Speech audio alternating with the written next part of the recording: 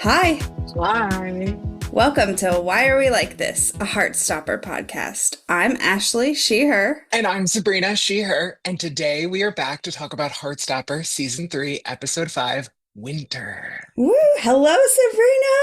Hello! I'm so glad to be here. I am so glad you're here. We have been talking about having you on since I started the podcast. So Yeah. very stoked to have you here. As you all remember from when I was telling my own origin story, I only found Heartstopper because of you. So thank That's you. like the best. That's the most flattering, like incredible. That's my accomplishment. On my tombstone, it would say, she saved the world a lot and told Ashley about Heartstopper. Yeah, perfect. Uh, so let's get your origin story. How did you find it? So I originally found Heartstopper because my best friend is a librarian and he runs the YA section of a large library on Long Island. And I was complaining to him about how few like LGBTQ plus properties there were where people were just kind of happy or like their problems were at least within the realm of realistic and relatable for people who are actually that age or even older, like what they've experienced, but not like trauma porn, like actually like realistic Right. lives that people are living. And where there were moments of joy and how I felt like that was like a fairy tale. And he was like, "Oh, there's this graphic novel you should read." And I was like, "Really?" And he was like, "Yeah." So he sent me a link, and I think I bought the first one on Kindle. Apologies to everyone. I have since divested from the Jeff Bezos empire. And then I tore through them. Like I think I just like had like a comic reader on my phone, and I just like blah, blah, blah, blah, blah, blah. And then I Hmm. bought them physical copies, and then they were making the Netflix show, and I was like, oh, and I was like, it's gonna be bad, it's gonna be bad. And then I watched the first episode, and I was like, it's magical. And I have been like front row seated with my Raisinets ever since. Yes, I love that. I had no idea that you read the comics first. Yeah. Oh my Yeah. God. And they're just so, I mean, even the art style, it's so Hmm. effusive and it's so quintessentially queer and it's so different than anything else. Agreed. And I'm so glad. I know I've said this 800 times on the podcast, but I'm so glad that they let Alice be as involved in the show as she is. Yeah, absolutely. I think like maybe that's not what every writer would want for their show, or maybe like every writer isn't up to the task, but man, are they like and I think it's an essential part. Like, I mean, heart is in the title, but like the show is their heart, you Hmm. know? Hmm. You couldn't do it without them. Yeah. Do you have any major things you want to say about the episodes that came before this one before we dive in? I would say I think this season is like it's tough, right? Because it's like the going through it season. Hmm. But the beach episode was just like so. I mean, first off, I rewatched it for this, and I knew we were getting to winter, so I was like, "Ooh, seasonal." But when we got to the beach, I was like, "I gotta get to the beach. Like, we gotta wrap it up, whatever we're doing." But it's so sweet, and it really does remind me of my teen years, or even just like honestly, I the first boyfriend I had when I after I came out as a woman and started doing HRT and I was a in puberty again. Suddenly I was a Yeah. teenager again. And it is the sort of like you're like body conscious and excited, and you're like excited to be doing this with somebody that all these feelings that are brand new are like bubbling up. And I mean, it really captures it. And then in the build up to winter, it's like you can feel sort of that summer magic drain. Hmm. And, I mean, I think it's really great and really necessary for the overall story, but oh, it's brutal. It's Yeah. brutal till New Year's comes and kind of like brings you a kick in the pants. It's tough. Yeah, it is. It's a really hard season. I do think, I say this every season though, but I do think this is my favorite season. It's just there's something special about this one. Yeah. I just love it. And I'll also say it's a very like the trans characters are given a lot to do, and there's a lot of development and diversity. And for me personally, what's tough about trans representation is that there's just so many ways to be trans. The umbrella is really Yeah. large. And even people who fit into the same identity have completely different experiences. So it's a little harder to represent trans issues than it is for maybe other identities. And I think that this season does a great job of showing a breadth of experience in a really Yeah. great way. And then you've got Absolutely. Isaac's stuff too. That's like so great. Hmm. Yeah, I'm on season 4 so bad because I really want to get into Tori and Isaac, to be I honest. know. Uh, We're getting there. We're getting there. yeah, we're gonna get it. We're gonna get it. So, are we ready to dive into this episode?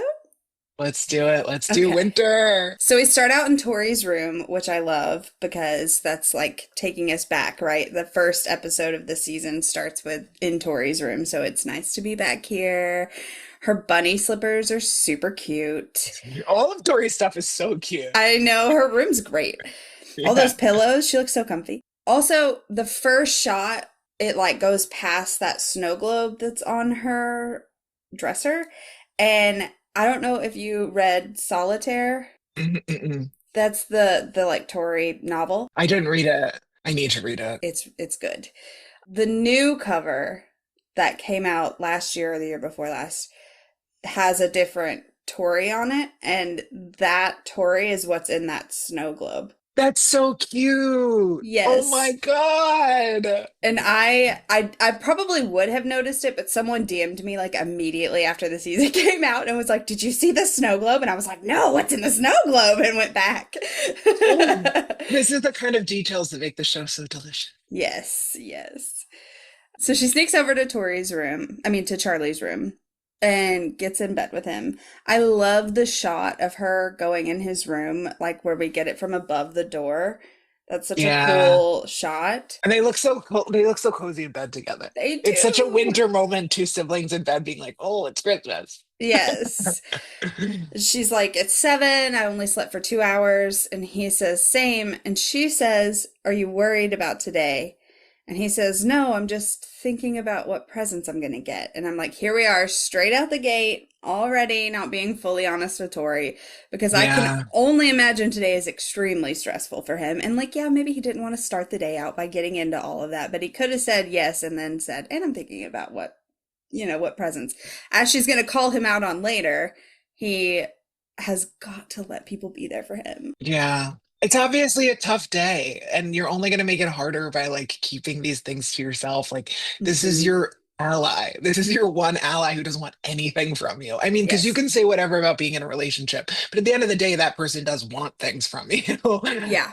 And this is your sister, like Yeah. a rock in your life. And she's done nothing but prove that she's going to be there and do whatever you need her to do to support you. So I was a Yeah. little disappointed that he didn't, but we'll get there. He's We'll get there. We'll get we're there. We're all working through it. growing. We're all growing. Yeah. And then they have this great back and forth where she's like, "I hope I get a soul." And he's like, "I hope I get Yeah, good it's so mental cute. health." And she says, "I hope I get a mom who can regulate her emotions." And he's like, "I hope I get grandparents that don't comment on my weight." And that one hits her. She like takes a pause, and then you see her be like, "Okay, let's have a funny because this is getting dark." Yeah. Yeah. So She was like the say Santa Claus or the Wizard of Oz because these are intangible. yes. Yes. So then she takes us back to the like running gag of Julio being a horrible cook. And she's like, "I hope he remembers to properly season the turkey." And he's like, "He won't." And I just like, I can't fathom having a relationship like this with a sibling. Like, my older brother would have absolutely shoved me out of his bed if I crawled in his bed on Christmas Oh morning. yeah. Oh yeah. I have two brothers, and I think Christmas morning was mostly like a debate of like who was allowed to get up at what time. Like my one brother would Uh-huh. wake up at 4 a.m. and the other one would be like, "We're not doing it till noon" or whatever. And Yeah. I would be sitting there at a perfectly reasonable 9 a.m. with a cup of coffee and my mom being like, "I'm not supposed to look at the tree. I'm just sitting here." Um, yeah, nobody really got along. I think the best that we could get from like camaraderie of this style is like while waiting for something like dinner to come out or while having to clean up before people come over, like sort of grumbling to each other. That's Yeah. the closest we would get to sibling bonding of that kind. Right. I want to see him value it more. I'm like, this girl loves you. Yeah. She's like, she's your rock, Yes. ride or Yes. die. So then we get the credits, this title card, and I love the snowy title card. It Yeah, me is one of my too. favorites. Yeah, it was really cute. And then we cut to the living room and they're playing Mario Kart. An essential Christmas Day activity. Yes, yes. I love the back and forth of like Charlie's like taunting her. He's like, I'm gonna beat you. I always do. I'm like, such a brother, such a fucking brother. Yeah. And of course he wins. Of course he wins, because that's what they're like. Yeah, I will say the fun of Mario Kart is that there's so much chaos happening that every once in a while you kick their ass yeah, and it makes all of that losing worth it. yeah. And then you have like bragging rights for forever after. It's like, I don't care how many times you beat me because I did beat you at one point. And they're like, let's go again. And you're like, no, no, no. No. That's Mm-mm. we're wrapping it up for this session. I'm going out on a high note. Yes. Yeah. And then Jane walks in, brings the energy way down, and she's like, are you gonna Oh get my dressed? God. Yeah, don't take too long because everyone's arriving soon. And Tori like tries to like laugh it off. She's like, oh, she's always grumpy when grandma and granddad come around. And he's like, and yet she still invites them every Christmas. And here's where I have a small rant because I know last episode we were like, Jane is doing so well. We're so proud of her and how she's handling this. And then we get here. And I had not really even like thought about the timeline of Charlie's release to Christmas until we got a comment. It was the Sarah Ellis commented to give her credit. She was like, Jane should not have invited the whole family over when he just got home from treatment and that No. talking about how careless it was. And I looked, and the day that he's released and he's doing his journal entry was the 21st. So he's been home for 4 days. What? I Four thought it was like days. 2 weeks, and I was already like, that's really inappropriate. 4 days. That's not even enough time to get like back into your routine. I don't even Yeah, know if you've done your laundry. right. No, no, no, no. Yeah. And now I'm like, okay, Jane. And the thing is, you know what? And I gotta say, this actress does such a great job of playing that mom. And Yes. I hate her. I hate her. It is the most thankless role because the better she does, the more I hate this woman. And Yeah. I don't I get she means well, she loves him, but my God, it's the delivery every time. Yeah. And it is that parent that you knew or had. And it's just so counterproductive. And I guess for me, all I ever wanted from my parents was just like a sense of connection and sort of like a soft landing and like a Mm-hmm. place of understanding and like Mm-hmm. it's just not gentle. And yeah, I guess Christmas morning's also the juxtaposition of him finally feeling some like warmth and like a family friendly warm moment. And then she's just got to come in. Always invites the grandparents. Yeah, that's the other thing. My parents at some point snapped and they were like, we're not going to parties where we're not going to have fun on our holidays. We only Yeah. get so many. And yeah, like in your whole lifetime, what do you get? 90 if you're lucky. Right. Yeah, if people come over and they're like dicks. My parents got to a point finally where they were like, all right, well, that's it. Bye. Yeah. Like, Yeah. like, oh well, well, we're actually not going to do dessert. So have a great Christmas. And yeah, I think it speaks too to Jane. Like, she's so obsessed with the way things should be, so obsessed with appearances, so obsessed with like, it's exhausting. Yeah. And I know that she clearly is struggling with similar mental health issues that Charlie is struggling with. But I'm gonna need her to like, she's an adult. I'm gonna need her to like Find a recognize Jeff. that. Yes, Yeah. get your own Jeff. And let's have some like that could be such a point of connection and empathy to be like, I Yes. get it. But it's not. It's like, how dare you also be Mm-hmm. like this? Yeah, yes. Quite difficult enough. It's like, whoa, whoa, whoa, whoa, whoa. That's a lot of energy for Christmas morning. Yes, yes. Pick up And a like, controller. even if you didn't want to give up, like, if you wanted to keep some semblance of normalcy and continue with a gathering, don't host it. Just let someone else Yeah. host it so you can come in and come out and not have him be like stuck surrounded by Why these. wouldn't she have invited Nick? Even for the morning to be like, "Hey, listen, is it Yeah, going to be overwhelming for you? What if he comes over for breakfast? And like, I know he's got to go to his thing. Maybe you can go to his thing with him. Like, let's give you some options and some support here. Clearly, the main people you want to support you. But again, it doesn't come from a place of empathy so much as it right. comes from this place of desperation. And control. Yeah, all control. Yeah, which is, of course, where Charlie is picking it up from. But And it's like if he goes to Nick's, she can't watch him and make sure he's eating and all of that. So she's got to keep her grip on him. Yeah. And it's one more person to sort of disagree with the way she's handling it. And it's like, also, why did you not give everyone a serious talking to before they come over? Like, watch your mouth. Yes. Don't bring up all this shit. Like, what the I mean, fuck?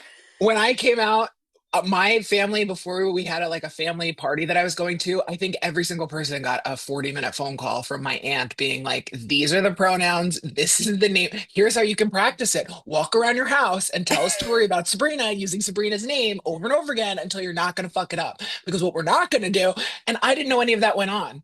I just went to this party and was That's like, damn, lovely. everyone nailed it. And then like I think like months later, someone was like, oh, you didn't know Marion called everybody and yelled at them? And I was like, no, that's That's what you so gotta sweet, do. though. It was really sweet. So, speaking of Nick, we cut over to his house, and I'm like, all right, Orphan Nick is hosting Christmas this year. He's Yeah, what's inherited the going house.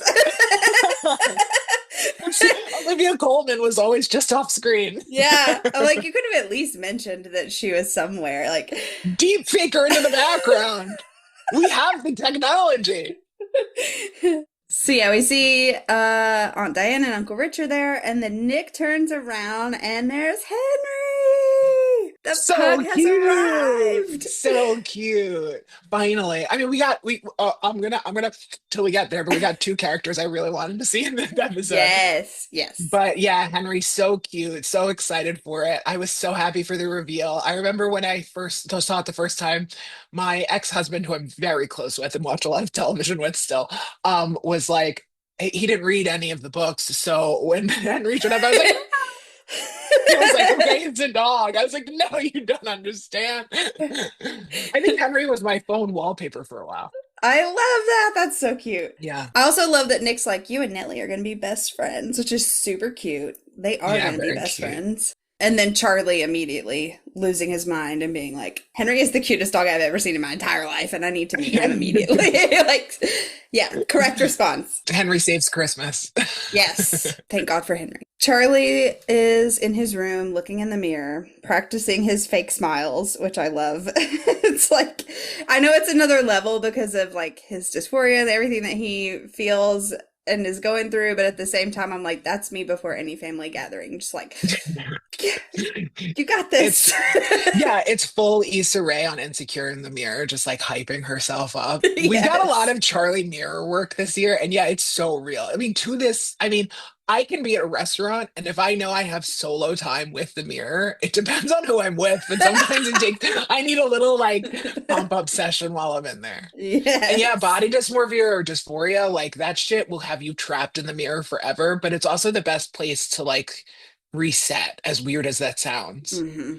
He puts on Nick's snow day jumper, which I love. It's like he's having such a hard day and is so stressed, and this is like a source of comfort. It's like putting on a little Yeah. hug from Nick. Oh, that's so cute. That's such a cute way to word it, putting on a hug. Yeah. Oh, yeah. Every time I've been in a relationship with somebody, I have forced them to give me some sort of sweater or Yeah. sweatshirt that I can like, because it's just entirely necessary, especially if someone's away or like for, yeah, a holiday that they can't be there. Like I was dating a guy who lived in LA for a while, and it was just like, that's your lifeline. Yeah. Charlie in the mirror wearing that sweater, that's me, baby. Yeah. Yes. And then we get this voice note from Nick, which I love. It makes me cackle every time. He's like, Henry says hi. And then he says, like, you can come over anytime you want. I know it's, a stressful day. And then he's like, if it gets to be too much, there's a little guy here who needs hugs. And then immediately sends No. another one where he's like, and by little guy who needs hugs, I did mean Henry, but actually that also applies to me. So cute. And I love how we use voice notes on this show. It's so realistic. It's so Mhm. like I never see it anywhere else.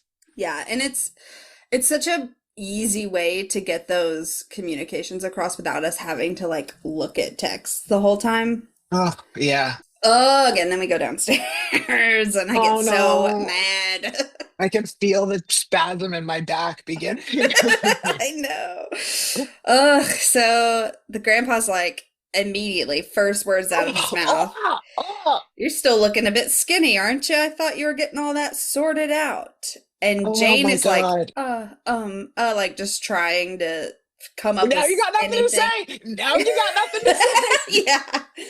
And then Tori comes down the stairs, and the grandma's like, "Oh, Victoria, why'd you cut all your hair off?" And I'm like, "Why are grandparents like this?"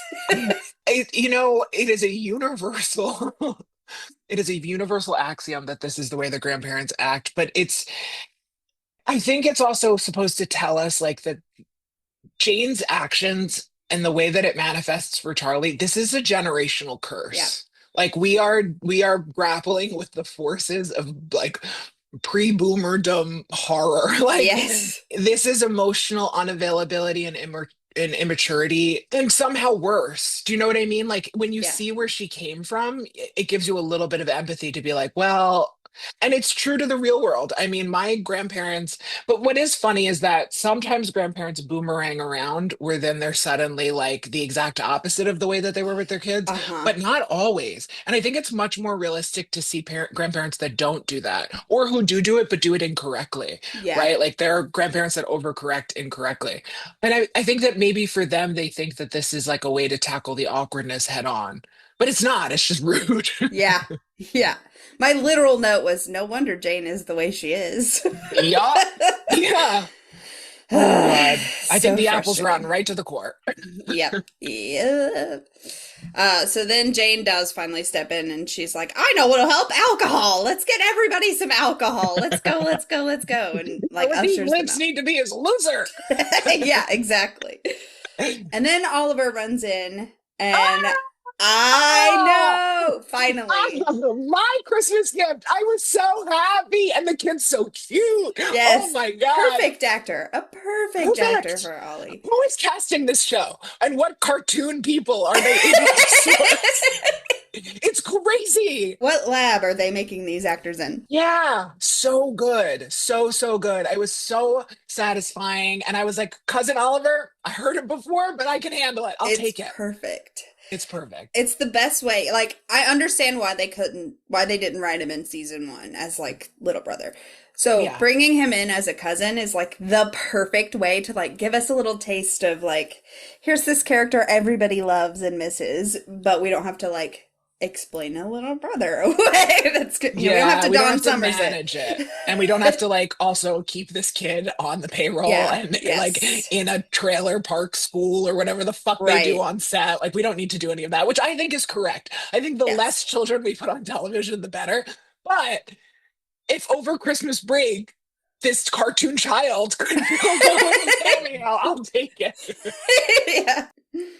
Yeah, it was really, really satisfying for the fans. Yes. And we get like they're both so excited to see him. Like I don't think we've seen Tori smile that big maybe ever. The smile that she Yeah, no. gives. And we also get the lovely cameo of his tractors that he got, which is great. And I love that, like, I love that it's so lovingly done and that the camera work gives you the chance to linger on it without making it into like a Marvel. Oh, look, Yeah. the ninth Spider-Man of the film is swinging in and we're gonna Yeah. like gratuitously. It's just enough. They did it just Yeah. enough. Yeah, I agree. We also get to hear what Charlie got for Christmas in the background of this discussion as they walk away. And I just wrote him down in case anybody was wondering. He got some socks and some shoes and a tuner and a PlayStation. Oh, hell yeah. So pretty good That's a good Christmas. haul. Yeah, Yeah. that's a good haul. I would have just taken the tuner, but the PlayStation, Yeah. let's go. Yeah. And then we see Clara and Esther come in. And then I love the last shot of Julio with like all the coats in his hand and he shuts the door and he just like takes an exhale and then he's like, all right, and follows everybody in. First lap of this marathon. Yep. That's a chaotic cousin energy. So real. Such a real holiday phenomenon. Because they Yes. got their own storyline going on, and it's horrifying. It's true. It's true. And then everybody comes together and they're just like, what's your trauma? What's your trauma? Want to compare them and make them worse? Yeah. And let's do it over dinner in front of everyone. Yeah. So then we get this shot of Julio and Charlie in the kitchen. And he's Yeah. like, it's okay if you're feeling stressed. Jeff said that that was completely normal. We can always try the breathing exercises he suggested. You know, and then he like starts to do them, and Charlie's like, I'm fine.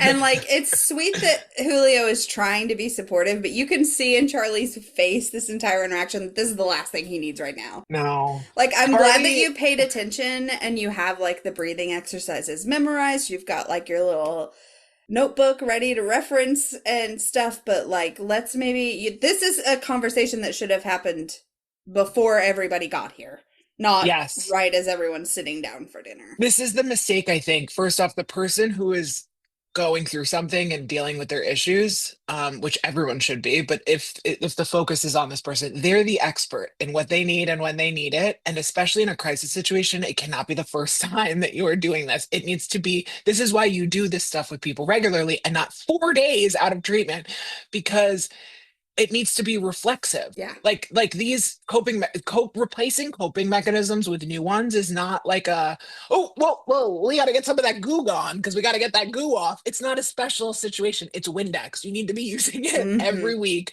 and keeping your windows clean. And I didn't feel like, it felt very honest, obviously, to the situation, but it felt like he's constantly taking a backseat to the way that Jane wants to parent, which is easy Mm-hmm. because she's a steamroller. But no, you need to stand up. You are abdicating your duty if you weren't doing this earlier. And also, he seems to know better. He seems to know this is too much for Charlie. Mm-hmm. And I want to see him put his foot down, and not in like tell my wife what to do way, but in a like stand up for my kids sort of way. Yes. And we don't really get that from him. That's something that has bothered me about Julio from the beginning, because like he picked up on it way before Jane ever did. And we see him consistently checking in with Charlie, but he Yeah. never, like, we never see him stand up to Jane or like even try to have a conversation about I it. don't know if grandma and grandpa were his parents or Jane's parents. I think these are Even Jane's. better, because you can turn to your in-laws and say, like, this is my house. Yeah. We're not doing that. Like, I'm hosting you. We're not doing that. Hmm. And my parents have done that, and there's a way to do it that isn't disrespectful. Yeah. So then Jane comes around with her fucking nervous energy and is like, is everything okay? And Julio's like, yes, Ugh. everything's fine. And so they all go sit down, and he dives in. He takes that first bite like a champ. Mhm. And we get the pic from Nick comes in, and he like texts back, and that's when the cousins start up.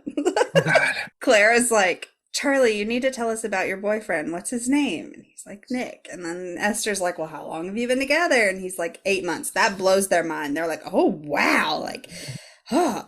And then I love Tori Spring. I love her so much when she's like, what about you, Tori? You got any lovely men in your life? And she's just like deadpan, looks straight in the eyes and is like, no. And then takes another bite of her food.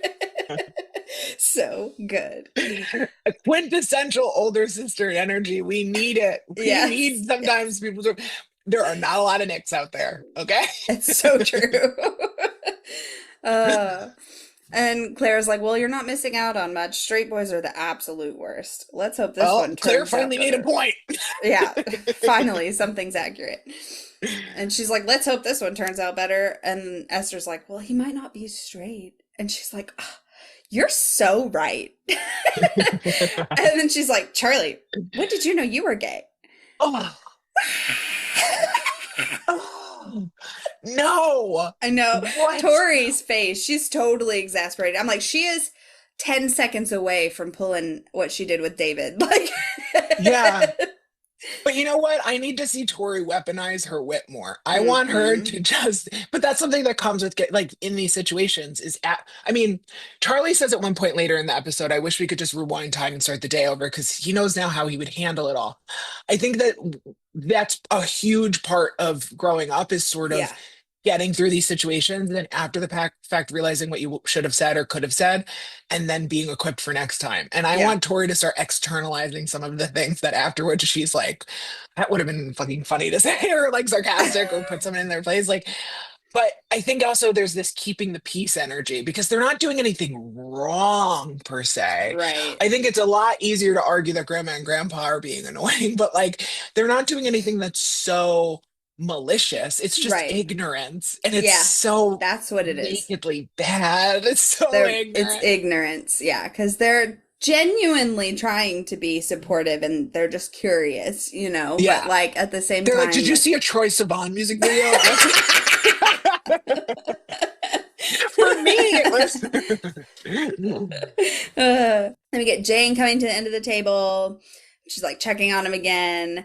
This is the shirt that I mentioned in one of the episodes about it reminds me so much of Tori's wallpaper. Jane's like yeah. wearing Tori's wallpaper in this episode. That's so funny. And yeah, Charlie like is immediately frustrated. He like throws his fork down and he's like, I'm fine. And at the same time, Tori's like trying to put herself in the middle too, to like kind of be a barrier. And she's like, we're fine. And Jane finally goes and sits down and then we cut back and Tori's like, like I think she's just worried. And he says, can I just try and have a normal? And it's like, yeah, all she's doing is putting more attention on him, his worst fucking nightmare. And And the thing he, is, he doesn't need, today does not need to be the day where he eats three squares and then has mm, dessert and five snacks and then gets up for a midnight snack and also tea. Like today is the day that mm-hmm, he gets through emotionally solid.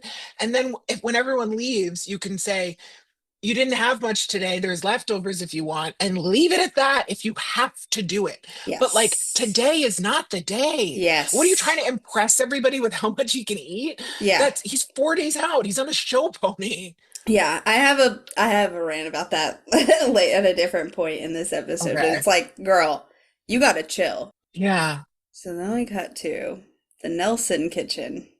And Nick is Oh, cleaning the table off, and David is checking his phone. This little cunt. and it's again, I feel so much empathy for the pain that David is in, but the way that you talk to people. I just want to smack him. He is the most hateable character on this show, and there have been some hateable people doing hateable stuff, but the way that he acts, the way that he talks, the like what he weaponizes when he chooses to do it, like Mm-hmm. what does he expect? How do you expect people to treat you? Like, but you know what? Again, this is more generational trauma stuff. It's like their Yep. dad acted like this. That's how he's acting. And like, I'm sure in the wider world outside these walls, it gets him the results he wants. Like being toxically masculine at that age will get you what you want to a certain degree, Mm-hmm. but it's just not an effective strategy outside of a gym. Like, and Right. Yeah. even in the gym, you just got to be at the right horrible gym. It's true. But yeah, just to go through the dialogue a bit, Yes, Nick please. instantly understands like what David is stressing about and is like, Dad's not coming. And he's like, oh, maybe he will, maybe he won't. And Nick is like, no, he won't. He always says he's gonna pop in, but he never does. And then that pops David off. He's like, stop acting like you know everything. Ever since your boyfriend became mentally deranged, you've been acting like you're the savior of the earth. And to his credit, Nick doesn't break yet.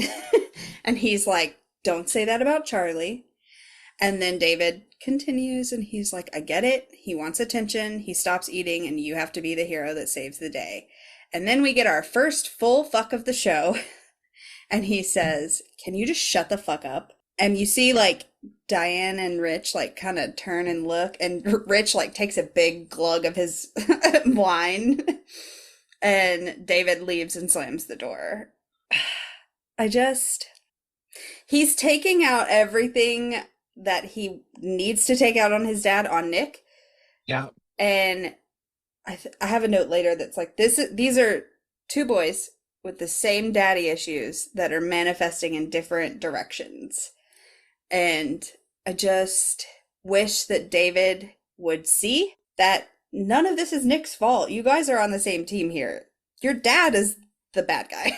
And you're uniquely in the position to be there for each other. And you can tell that Nick wants to, but So David bad. has not given him any avenues through which to do that. So he Hmm. ends up having to say things like, he's not coming, right? Like you have to sort of be direct because you're not giving me any space with which to even like try to support you.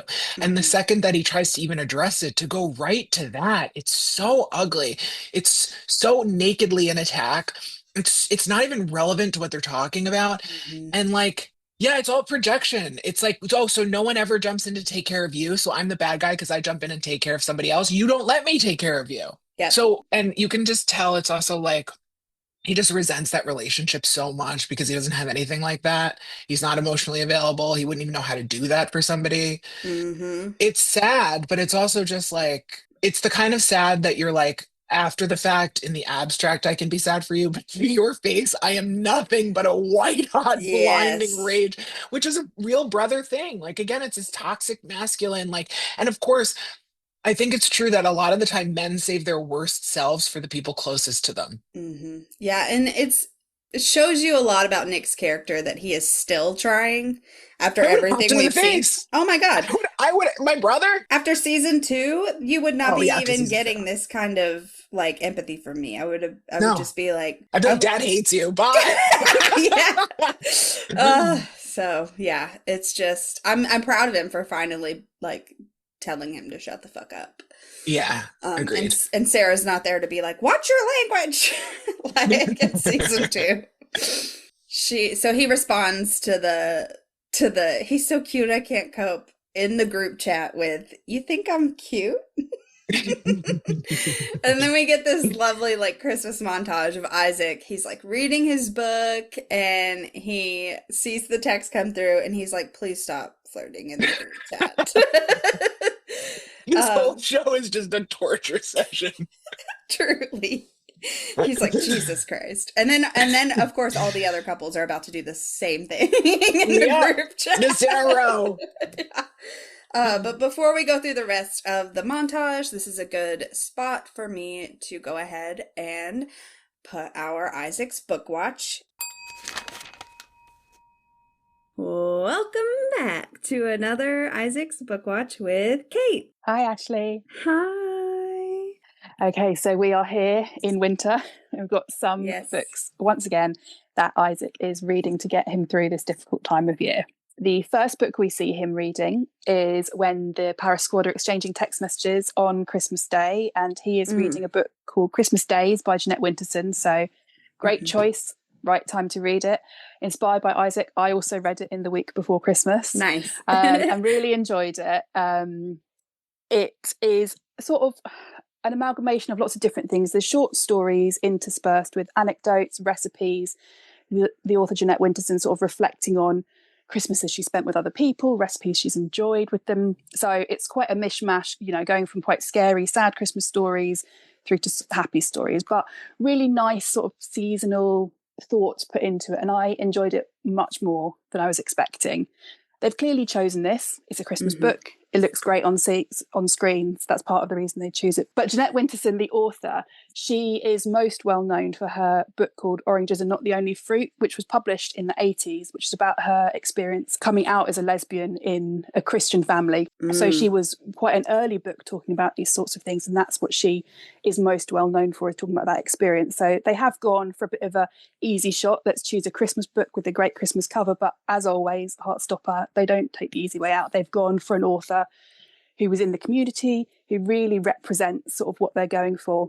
Yeah. And, introducing people potentially to an author they've never heard of, who's had a really strong voice in the community. So another slam dunk, they're great at this. And as I said, I read it because Isaac read it, and it was 5 stars from me. I just thought it was great. Awesome. I would consider next year going back and reading it again at Christmas time because it was lovely. So I can see why he rolls his eyes, puts his phone down, goes back to his book. He's got enough of them flirting and looking at dogs and taking pictures for each other.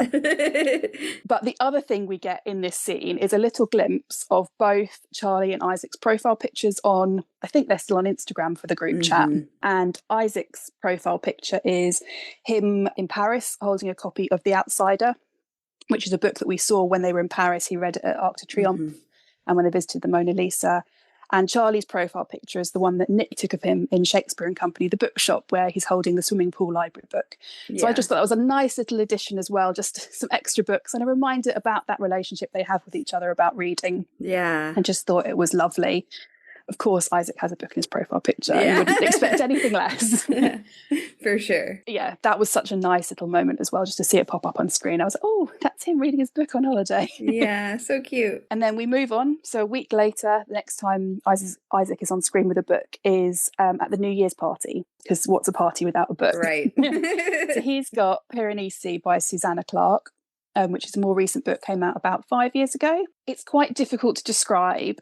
I read it and I'm not quite sure how I would describe it. It's about a man who's trapped in a labyrinth that's an infinite labyrinth, and there's weather systems in it and there's animals in it. It's not an easy read. It feels like a Greek retelling of a story almost, but it isn't based on anything else. It's a completely new book. It's even being taught in English schools already, as it's got all these themes. So I don't know if it's quite suitable to bring to a party.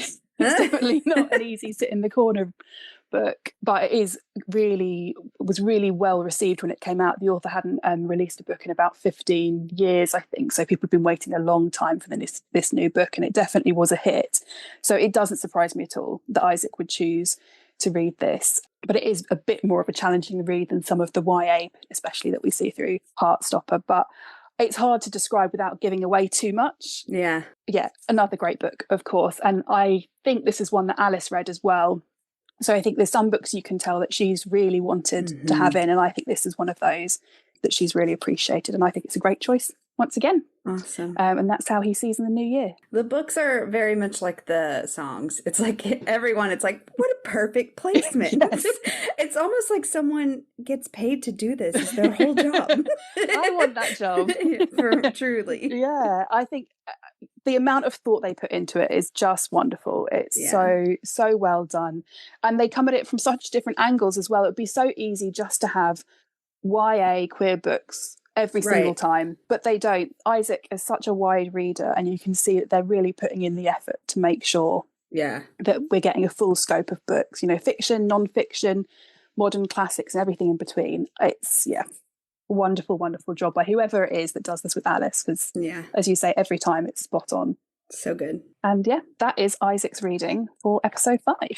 All right, moving out of the winter months. Yes, bit nicer next time we see him. Yes.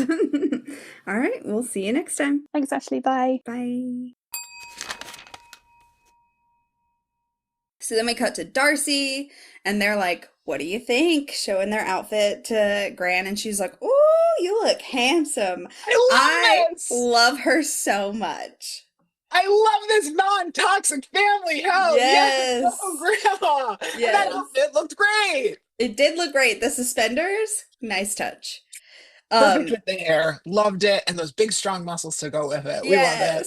Yes. And I just love the Graham so much. And she's like shaking up a drink as she like comes around the corner. Grandma rules. Yeah. Also, the entire house is decorated in this like kitschy, like gaudy, just like shit everywhere. And I'm like, I love this apartment. That's my house. It's gonna be me. Yeah, exactly. The watch, did you see the clock? Is like a giant wristwatch. I was like, I love that. So cool. So cool. So she's like, come on, use those big strong muscles to help me move the table. And I love that Darcy's like, 1 second. And they're like taking their photo to send. And in the background, you hear Gran be like, oh, I can't pick this up. I'm like, she's not waiting for Darcy. No. Icon. Yes. And then we cut to Tara, and she's on the couch with her mom. And her mom's like, school prefect, Oxford, you're going to do wonderful things and make us all proud. And I'm like, shut up, Mom.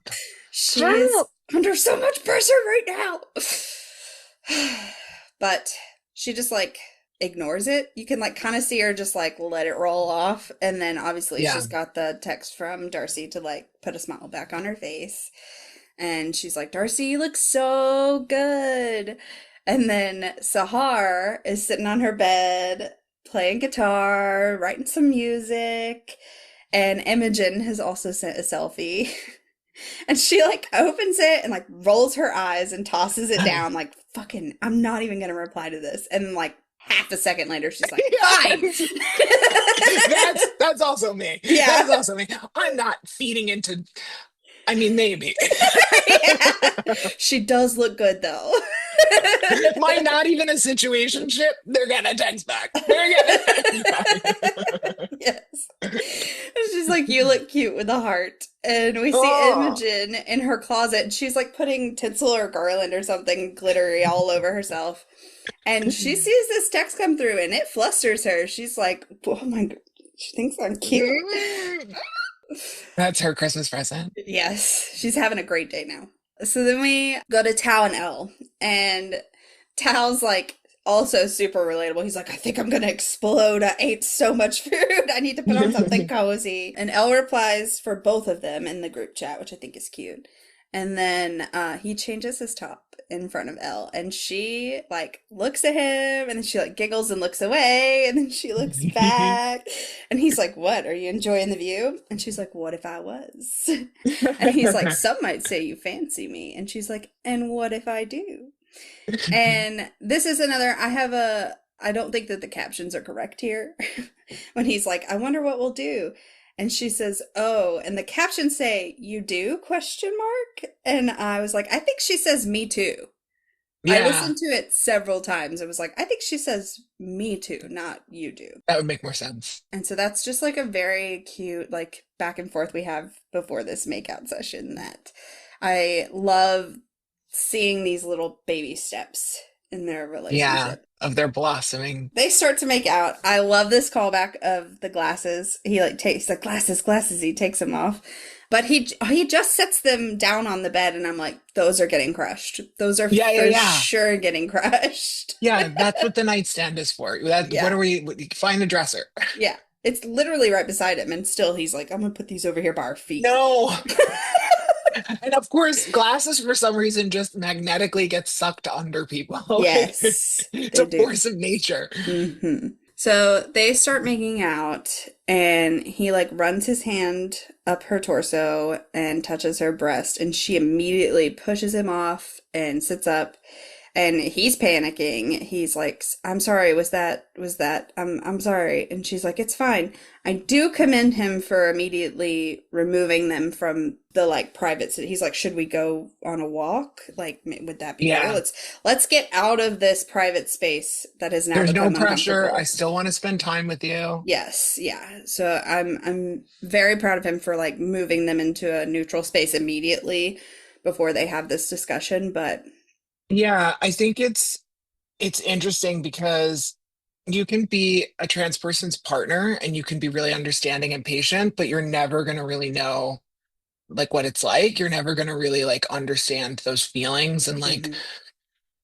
it would be really easy to take it personally. It would be really easy to be like, "Oh, is it me?" Or like, "Oh, have I not made you comfortable enough?" And I think we get a little of that, but not as much as I think you could, especially at that age, do. Yeah. And I think this season's been so great in this regard because it's taking its time. There isn't a very special episode about this. There is more like of a slow burn. Hmm. And I think that that's really what it's like. And it's not so much about the other person being safe. You can know that someone is safe.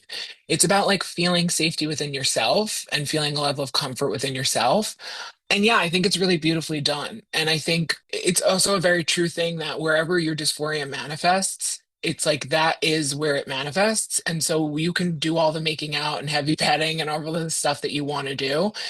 And maybe that is an outlet. But like if there's an area that you feel a specific amount of dysphoria about, and it's not the same for everybody, time and like comfort and like self-assuredness and sort of like a sort of change in perspective can happen slowly, but it's going to take work no matter what. And I think this is a really realistic portrayal of that kind of stuff. I mean, like I in my last relationship had some of this myself, even though I've been like a sexual being for since I was like a teenager myself.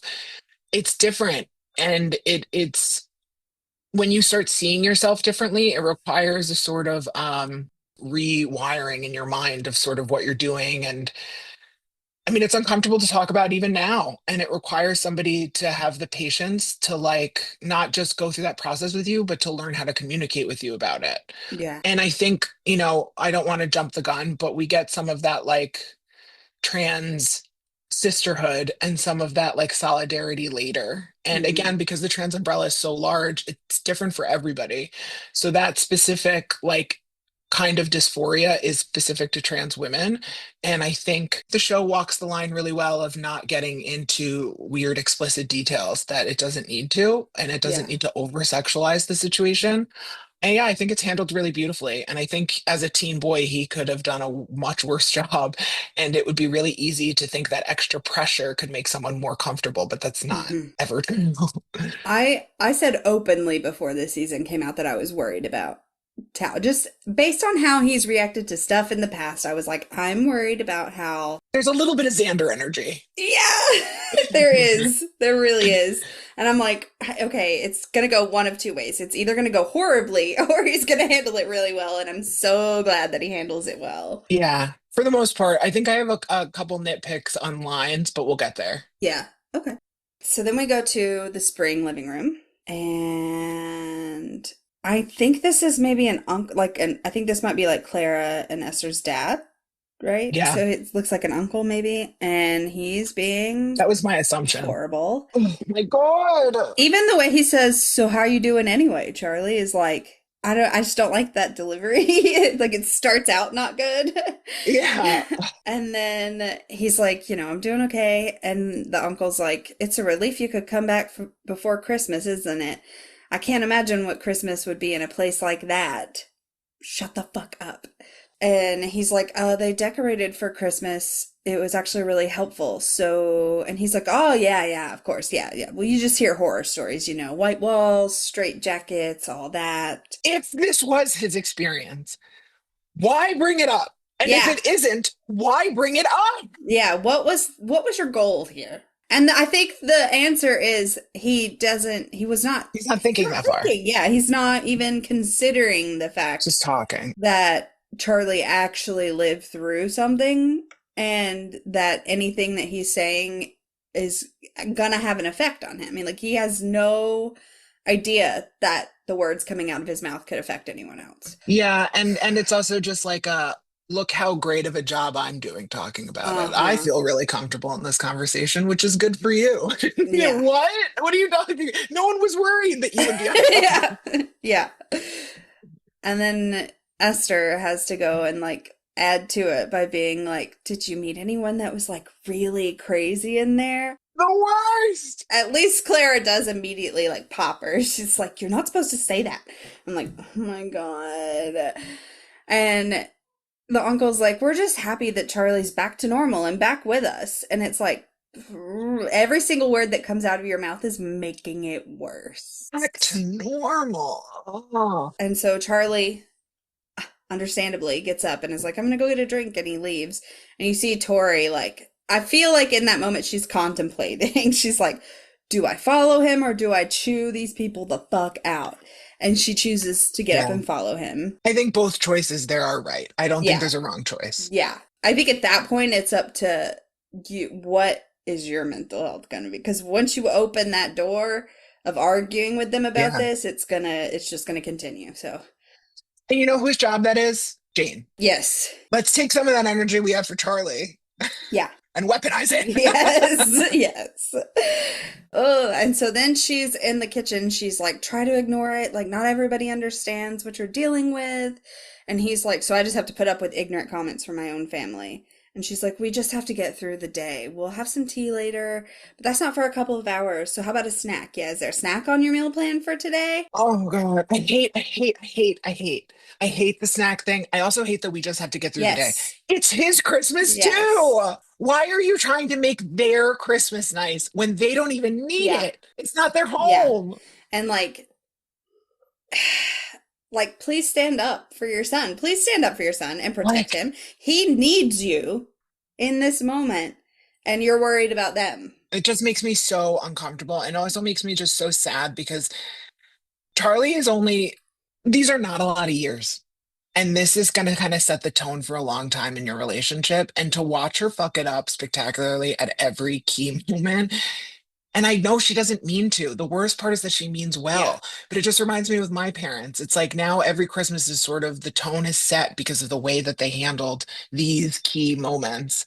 And it's easy when someone's a kid. Like a little kid making a kid happy at Christmas is actually like fairly easy. Not that everyone does Yeah. it, but like it's actually fairly easy.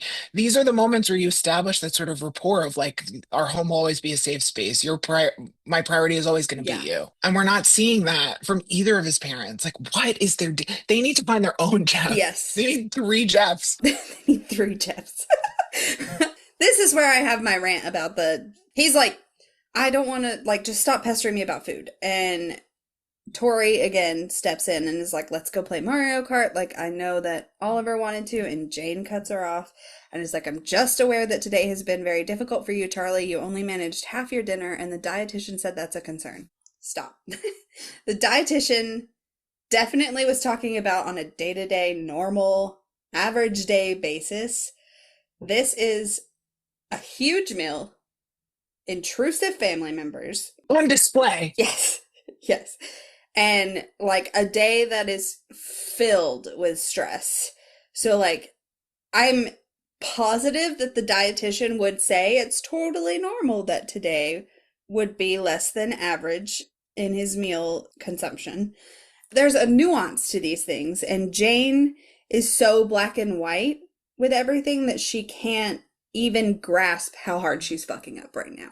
I mean, this is the grades thing all over again. It's like, is that our priority? Or is that supposed to be a reflection of how things are Right. going? Or, like, and it makes me sort of hopeful that at least Charlie has a witness. Do you know what I mean? Like at least like your sister's there and is able to sort of see that this is not normal, that Mm-hmm. this is not how things are supposed to be handled. Because I would, if Charlie was an only child, I would legit go insane. Like I would literally Yeah. like it would wind me up so much because then you're like questioning like what am I supposed to do? This authorities figure is telling me one thing and this other authorities figure is telling me another thing.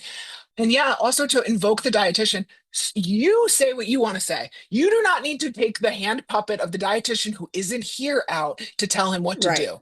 Why are we pushing every button for a control mechanism? Mm-hmm. And then is shocked that he runs away all the Yeah. time. What other option are you giving him? Yeah, it's true. And that's exactly what he says. He's like, you're not helping. You're making me feel worse. And then that pushes her Yeah. over the edge. And then she starts acting like a teenager. And she's like, well, and she like slams the book and puts it down. She's I'm like, the worst parent ever, kind I'm of thing. sorry I even tried. And it's like, Yeah. Jane, you are a grown woman. Let's take a breath. Also, like, again, this is for your Jeff. These are the emotions we give to our husband or our Yeah. Jeff. This is not what do you expect him to do with that? He's already overwhelmed. He's pushing back as hard as he can. Mm-hmm. No, though, like I'm the worst parent ever. It is true. Like this kid is about to go no contact with Mm-hmm. you. Tread lightly. Yeah. And so he goes to the door. I hate this. This scene breaks my heart. And Tori's like panicking and she follows him. And he's like, I'm going to Nick's. And she's like, please don't. And he says, I just can't deal with all of that. And he turns around and she's like, can't you at least spend Christmas with me? You spend all your time with Nick anyway. And he says, because he treats me as something other than mentally ill. And that breaks her. And she's like, I do too. And you could tell that he instantly regrets it, like when it came out of his Yeah. mouth, but like you've already said it now. And I hate that he runs away and doesn't like actually talk with her about it yet, because it's like, There is a way to word that. That's like it's an environment where there isn't this yes, pressure. Not he is the only person, yeah, sort of like that's so. And she puts so much work I into making things know. normal for him in the fucking frying pan that is that house. Yes. That's the thing, is that she is trying so hard to be there for him and to be like a buffer. Like she's actively putting herself in the line of fire constantly. Yeah. God, he's just getting hit from every side though. So it's like I understand both. It's just that he's taking out in this moment he's taking it out on her, whereas But like she so desperately doesn't want him to feel alone that she feels alone. yes, yeah. That's the thing, is like again, he's been home less than a week, and it sounds Yeah. like he's been with Nick for most of it, which is fair. But he's literally the only person she cares about, which she will say later. And we don't get to see the way that him being gone affected her, the way that we get to see it with Nick. And Yeah. you know she's missed him horribly, and she's been alone with Jane in the house. You know, like she's been dealing with this household by herself for 2 months, Yeah. and she's like scared that he's gonna slip away again. And here he is running away and leaving her alone with these people he knows she also can't stand. He could have said in that moment, like, come with me. Let's go. Let's both of us get out of here. But he doesn't. He just Yeah. says, like, I'm so sorry. I'll see you later. And he leaves. And it's like, I get that he probably is like, well, we both can't abandon Christmas. Someone's got to keep these people occupied. But it's like, I get that you have a lot going on, but it cannot be entirely her duty to manage both of your Yeah. parents for you. I just want to pick her up and I want to put her in my pocket. I don't want to fill it with I lemonade for know. her, diet lemonade, and just let her sit. I just want to be like, everyone go to your corners. Yes. Yes. Ugh. It's rough. It's a hard scene. And Jenny Waltzer absolutely nails it. This her acting in this Yeah. scene is top tier. One of her best scenes, Yeah, which is saying definitely. something because she just gives great scenes. Yes, absolutely. So then we go to next door. I love this scene. I love the parallels in this scene. This is Nick running to Charlie after the kiss all over again. It's Yeah. raining. Nick opens the door. Charlie's standing there in the rain. He kind of like hesitates, and Nick has to reach out and pull him in, just like Charlie did.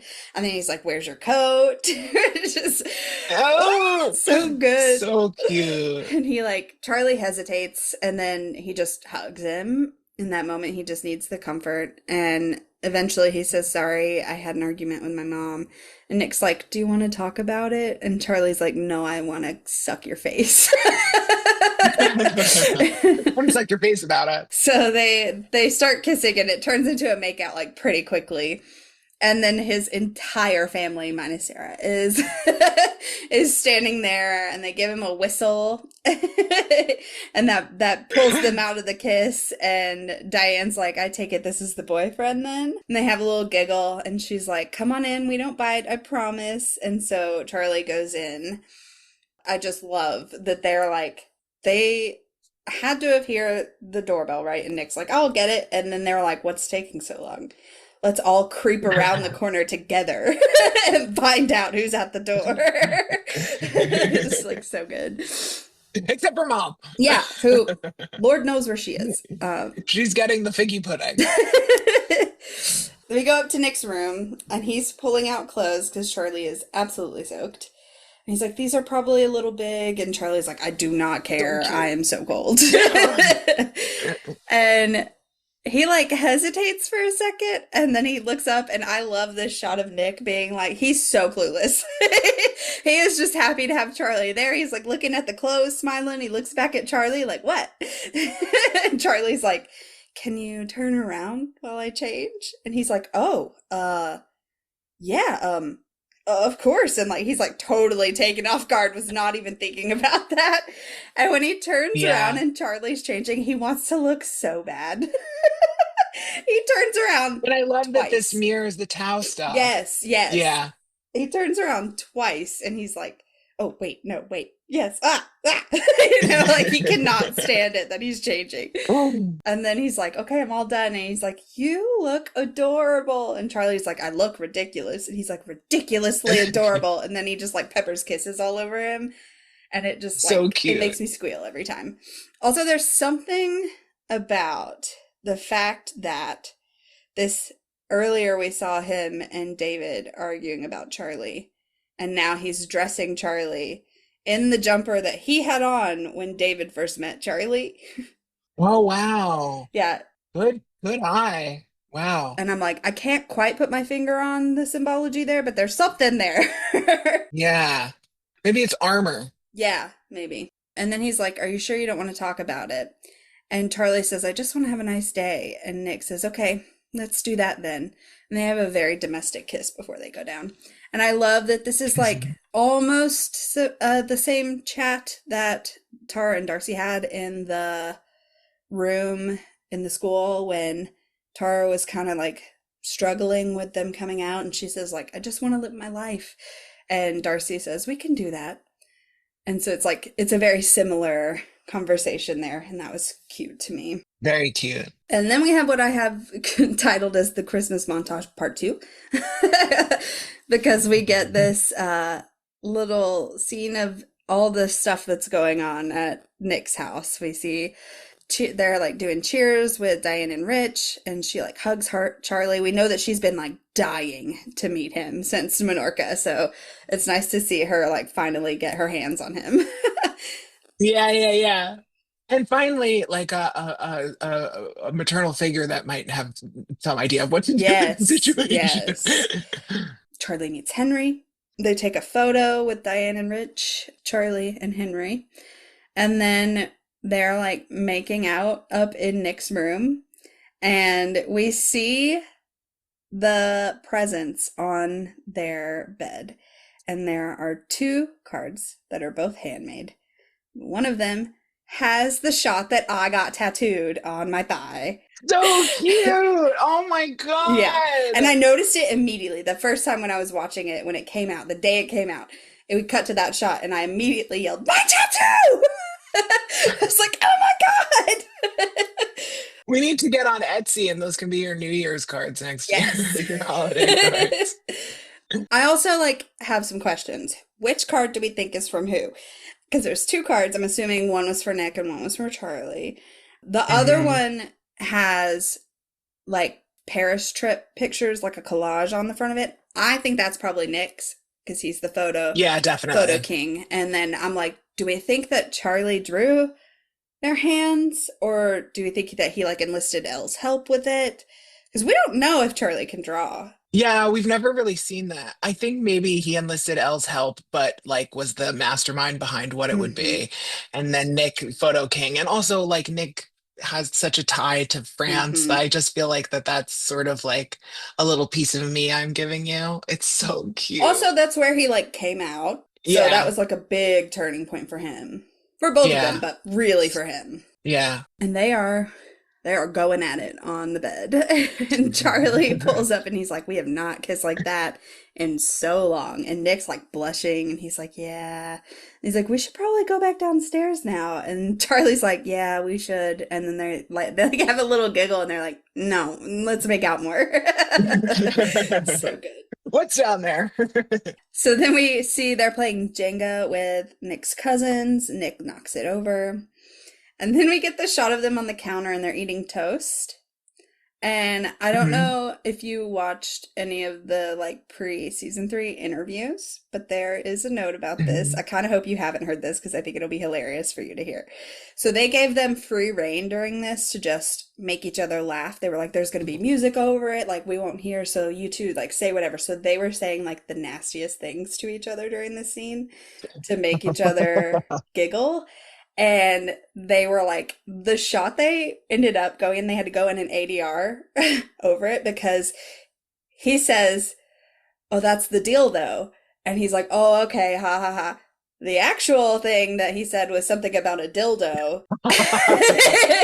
And then that was the shot that they ended up keeping in and they had to go ADR or something to put over it.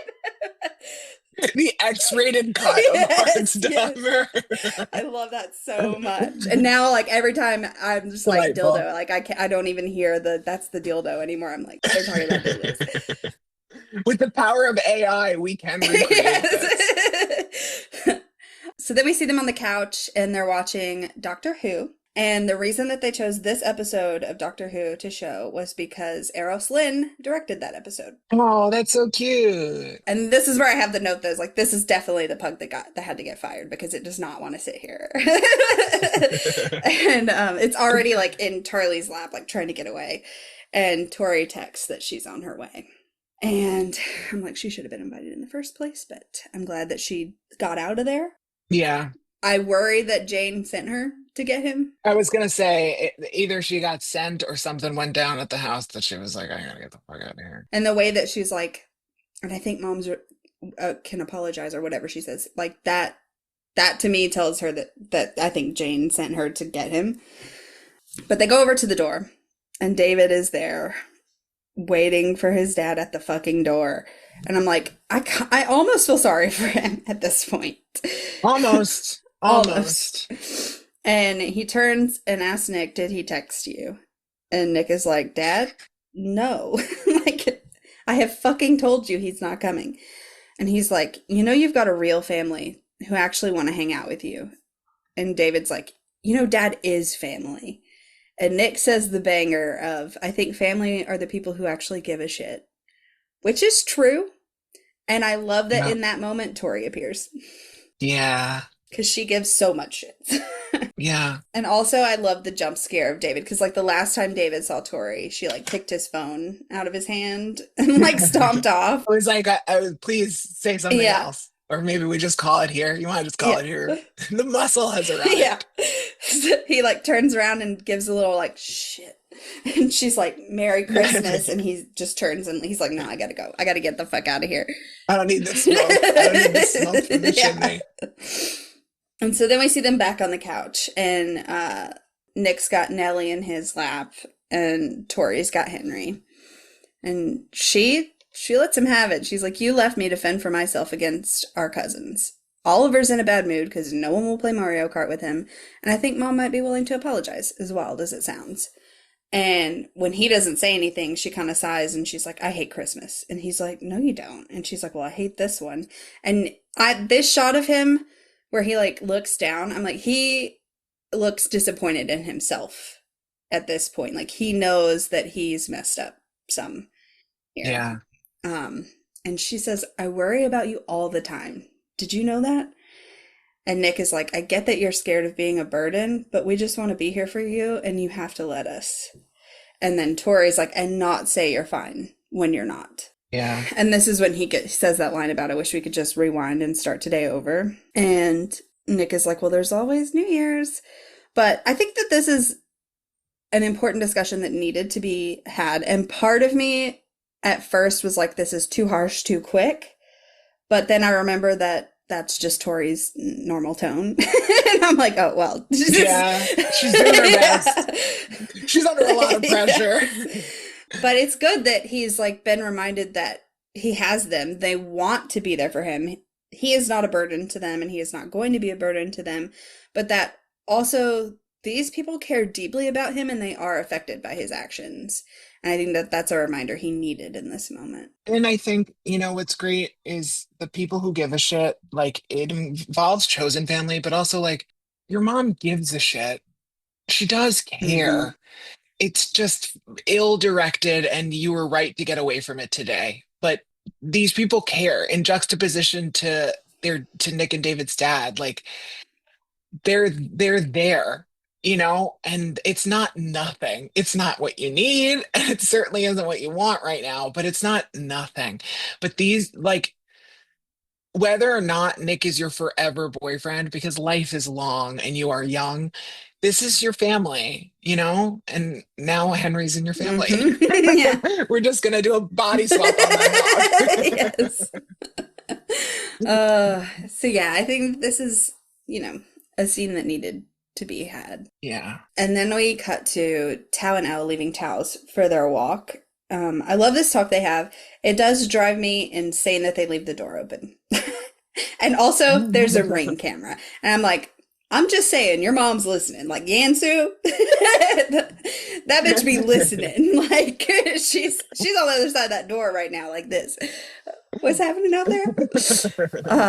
I'm just like, shut the door, walk away from the ring. Like, Yeah. So Tao apologizes.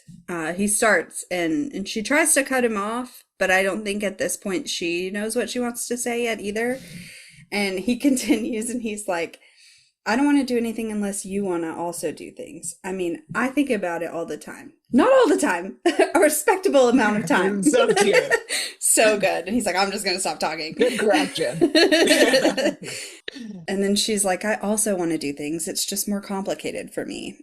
And then he's like, "I don't think about the fact that you're trans, if that makes it any easier." This is that is where I had a tough time with the line. That's the line that I had a really hard time with because, like, I mean, and she says it, I am Hmm. trans, but also like, I'm not looking for you to not think about it. I'm looking for me to be able to think about it in the right way.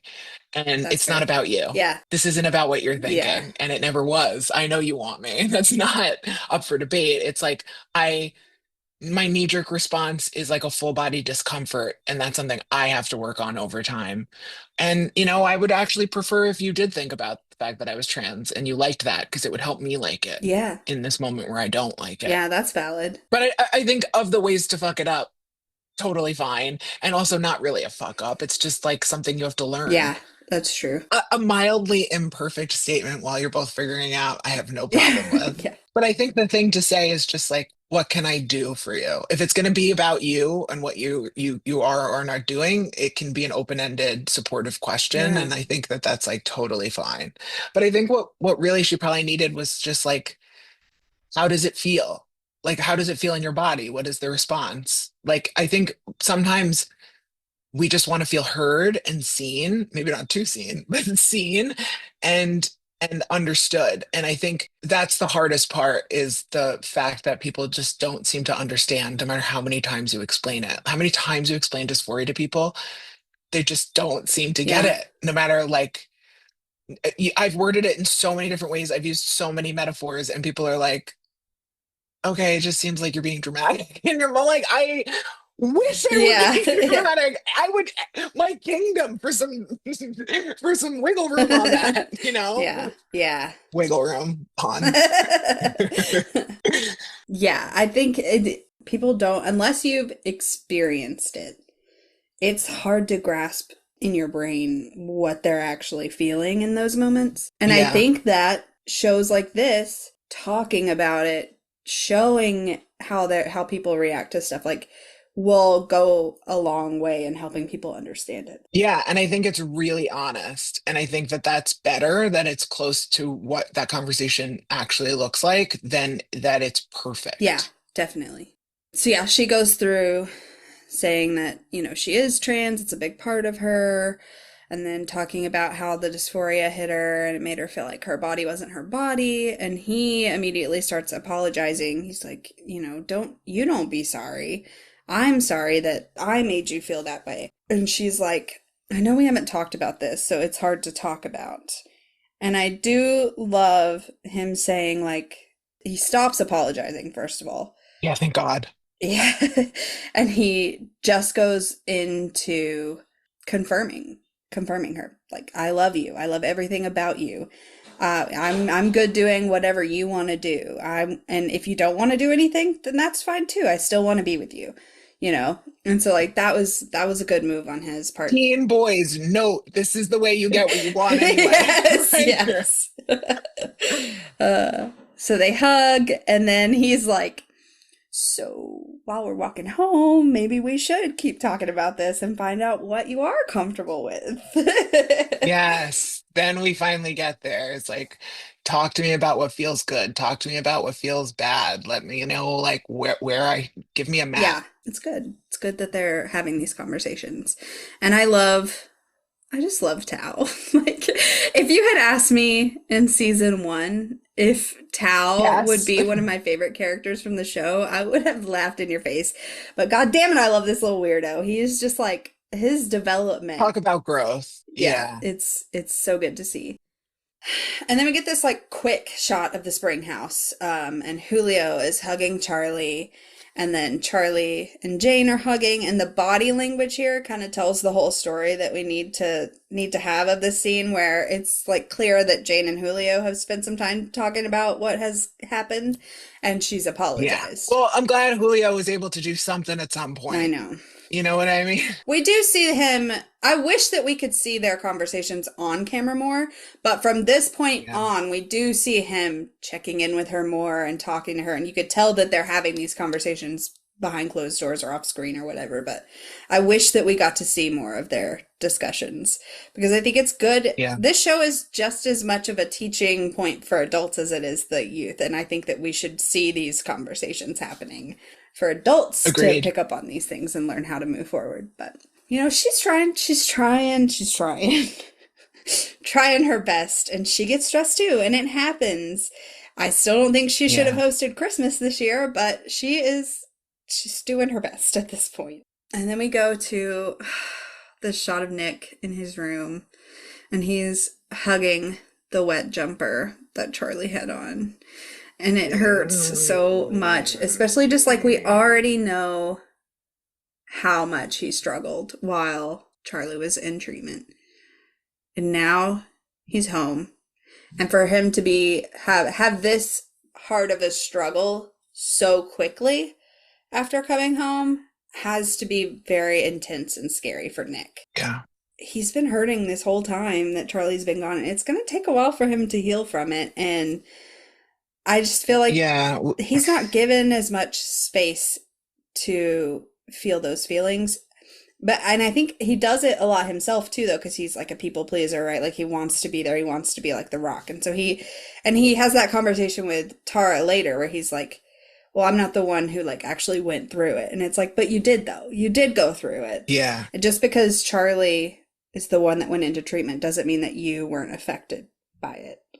And I think this is where we start to see all that start to unravel in little bits for the rest of the series. Tough.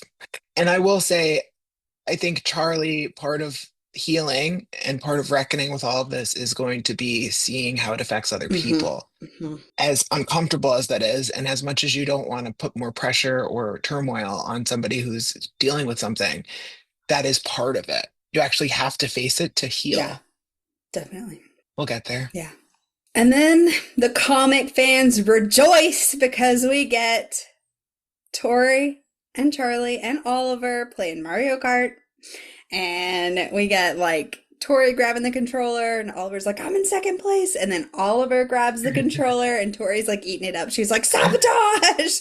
It's so good. Hey, that's part of the game. That is an integral part of that experience. Yes. Nintendo baked it in. It's so true. It's so good. I'm so glad that they tossed that in there. We got it. And then we finally cut to New Year's Eve. Nick is getting ready. He puts on a nice button up. He fixes his hair, does cologne. And then Charlie rings the doorbell and his jacket is perfect. It's exactly like the comics. So good. Love when that happens. Yes. We get him like cuddling up with Henry. They walk out. Charlie's like, you know, you're going to be my taxi driver from now on, right? Nick is like, oh, lucky me.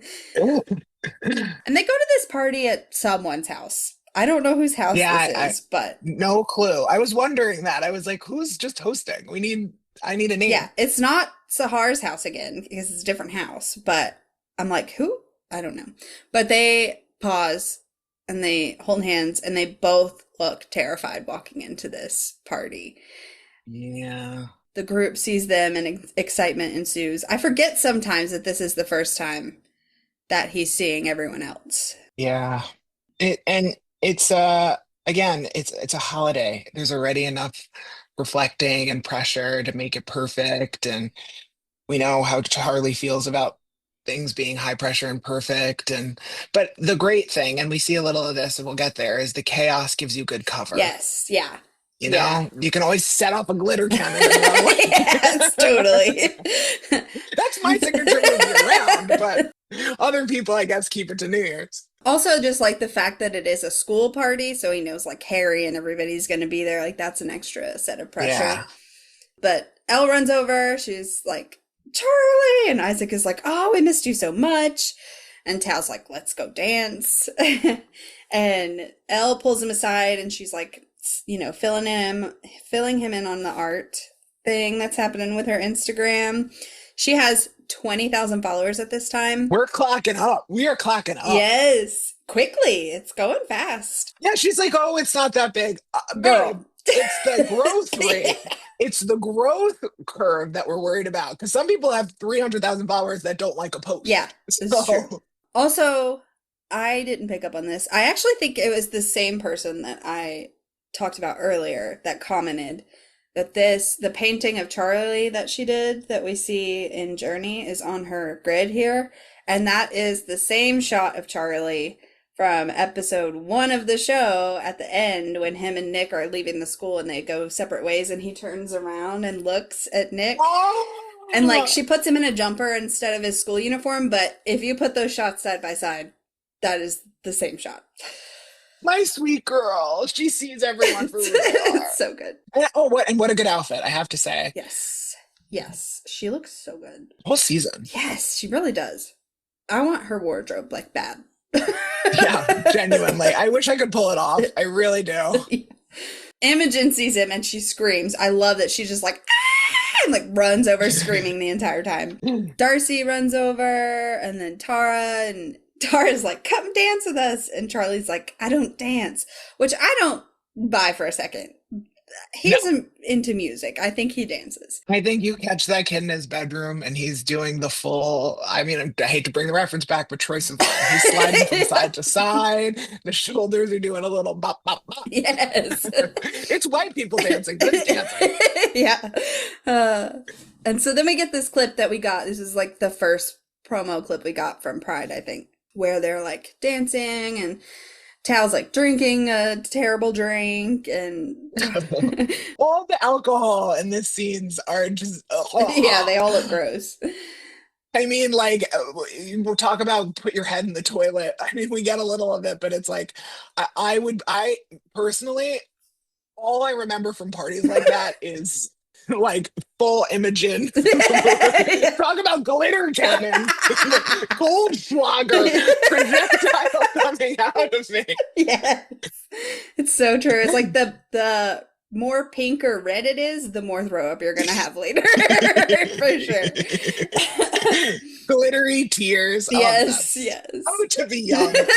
Or I guess 35. I did that 2 days ago. Yeah, I'm like, it takes much less now for me to feel that way.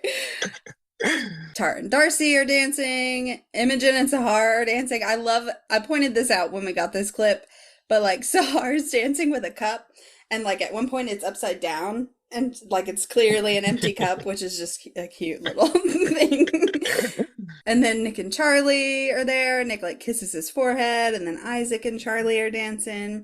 And it's just nice to see. It's nice to see Charlie with everyone again, having a good time, and not like isolating himself in this environment. And everyone getting the assignment, which is let's have fun. Yes. We're here to have fun. Yes. We're not talking about anything deep. Exactly. Yes. Tara goes to refill her drink. Her eyes are fucking amazing.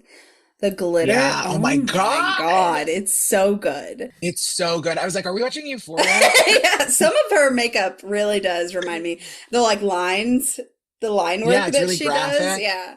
Yeah. And chunky glitter, not like little sparkly Cinderella, like chunky. Yeah. I love it. And then this fucking asshole comes up. Oh my God. This is the same person who was like on them during Truth or Dare, and also who was like laughing at Charlie passed out at the Louvre. Like, I hate this person. There's always one at school. There's always one at school. Yes. Or 5. Yeah. And they're like, oh, Tara, you're a prefect, aren't you? Can you talk to Miss Greenwood? And I'm like, bitch, you were at a party. Shut the fuck up. Send me a text that I won't respond to. Yeah, you're on break. Yeah. Anyway. Shit. And that's basically what she says. She's like, I gotta go. I gotta get out of here. Bye. I do like the person's like glittery black top that they have on. It's cute, but not cute enough to get away with that shit. Every time they show up, I'm like, oh, this person. Then we get Imogen and Sahar at the drink table, and Imogen's like, oh, champagne, and picks it up. Sahar's like, you gonna drink that? She's like, yeah. She's like, well, it's going to come out your nose. And yep, just like that. Now it's coming out of your mouth. Don't spit that on me. It's very cute that like Sahar pays enough attention to know. Knows her so well. Yeah. Oh. I know. And then fucking Imogen. Some random guy, who knows, comes up and asks her to dance. And she's like, yeah, let's go. And leave. She doesn't even say goodbye to Sahar. She just leaves. Let me just leave. And it's to go from clearly so intimate, knows you so well, cares about you. Like, what a little moment to be like, oh, bye. Yeah. And she's such a mess. Pretty eyes, but such a mess. Yeah. That's my note. My note says, I love what a hot mess Imogen is. Like, I hate this scene because I feel so bad for Sahar, but I just love Imogen so much. She's just and she takes that whole bottle with her to the dance floor too. She walks off with it. I'm like, Yes, that's my girl. But yeah, Sahar is very hurt and confused. Like, she's like, the mixed signals that she's getting from Imogen are doing a number on her. Yeah. And then we get a very cute scene with Darcy and Felix. And Darcy's like, so I've told the others about my pronouns, but that's kind of it. I think I just want to see how I feel for a bit. And Felix is like, yeah, you don't need to rush to come out as anything. Just chill, just have fun with it. And Darcy's like, I think I will have fun So with it. good. I love Felix as like like an older NB mentor. Very Yeah. cute. And I love the advice to just have fun with it. Mhm. Like, that is the beauty of it. The beauty of gender is that you just do whatever you want. Mhm. You don't owe anyone anything. Labels are for you to decide are useful for you at some point. You don't have to jump into or out of anything. You don't have to report this to anybody. I mean, in Trump's America, we're in the UK and it was a year ago. Um, but it ideally, it is not for you to have to report to somebody. It's not for you to have to owe anyone anything. And I think, especially to see somebody who is, if not older, more mature in this capacity, be able to be there and give you permission. You shouldn't have to have it, Mhm. but at that age, you kind of need it, you Yeah, know? definitely. If not for like permission, but just for confidence sake, you know? Yeah, yeah. To be told like you're not doing anything wrong Yeah, because you never really know, it's you true. know? It's true. It's just, I wish that we saw more of them together, I know. but I'm glad we get But what we get, at least. the trans mentor quote unquote moments in this episode, which we're getting to, Uh-huh. are lovely. They're so Yeah. lovely. I love to see that kind of community. That is how we survive the current horrors. Let's not talk anymore about Yes, 100%. it. Yes. So then we cut to Nick and Charlie at the drink table, and I think that it seems like Nick is making a drink for Charlie, which is cute because he's like, I'm driving, so this is, and then it kind of like trails off, and I'm like, this is for you, is what he's saying. And Charlie's like, Yeah. what is it? Well, they have this iced tea on Long Island. Yeah. And then this boy walks up, and this is the same guy that was like, oh, Nick, is that Hickey from you then in Paris? Yeah. So we already know that this is like not a friend. And he's like, hey, Charlie, so how comes you were off school for so long? Oh, shut up. And so he was like, and then Nick just immediately Glitter cannon. Bye. exactly. He Fucking abandons. He's smoke. like, abort mission. We got to get out of Yeah, here. we're done here. He leaves Wrap the it up. drink. He doesn't even take the drink with him that he's making. And he's like, we're actually just going to head outside, but we'll see you later. And he just grabs Charlie and removes him from the situation. Yeah. So yeah, what part of me is like, oh, good job. Like, that was a great move. I'm so glad we averted that.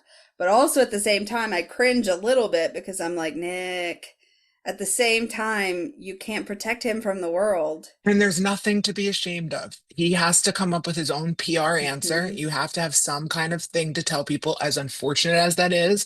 You don't need to lie unless that's what you feel you have to do for survival. But like, this is something that maybe because of their age, you should have talked about Mhm. beforehand. What are we going to say to people? Yes. What happens when some asshole comes up, one of my old friends? What do we want to say? And it seems they've realized that now, and they're probably going to have the discussion when this is over. Yeah.